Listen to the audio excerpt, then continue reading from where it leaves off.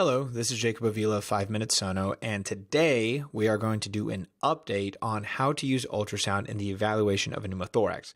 Now, the first thing is going to be the probe placement. The linear transducer is probably the best one that you're going to use. What you want to do is you want to place it in the most anterior part of the chest wall, which is actually going to be a little more on the anterior curvature of the chest because air is going to go to the most anterior part of the chest. So I'd place the transducer a little bit more distal, about right there, and you want to get that pleural line into view. So here is the image that you want to get with that pleural line here.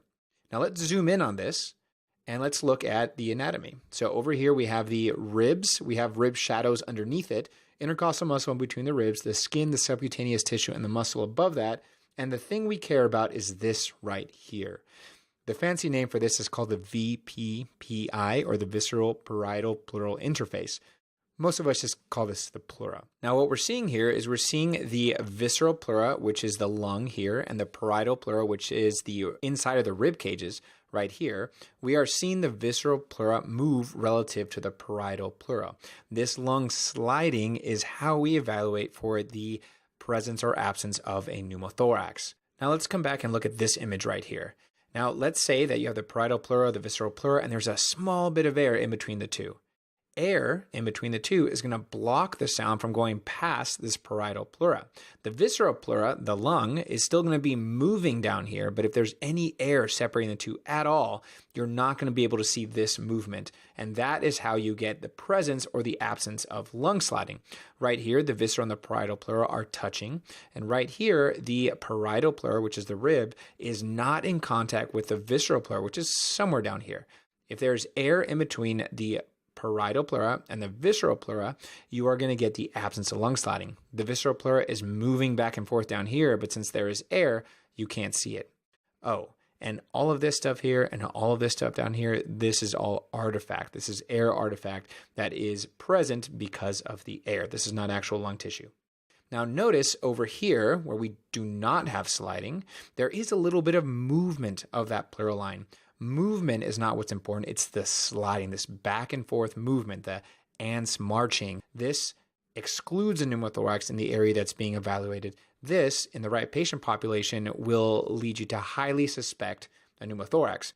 Now I say that caveat because if you see lung sliding, you rule out a pneumo in that area. However, the opposite is not true. If you do not see lung sliding, it does not necessarily mean that the patient has a pneumothorax.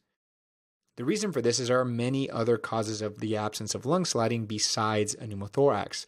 Another finding besides lung sliding that's going to be helpful in ruling out a pneumothorax is the presence of B-lines. Take a look at this image here. There's not a whole lot of good lung sliding in this image, but do you see these vertical artifacts here?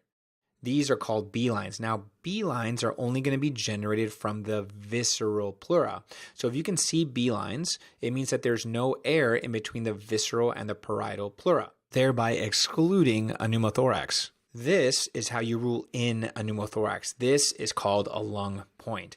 Now, what you're seeing with the lung point is you're seeing the interface between where the lung sliding is happening and where the absence of lung sliding is happening.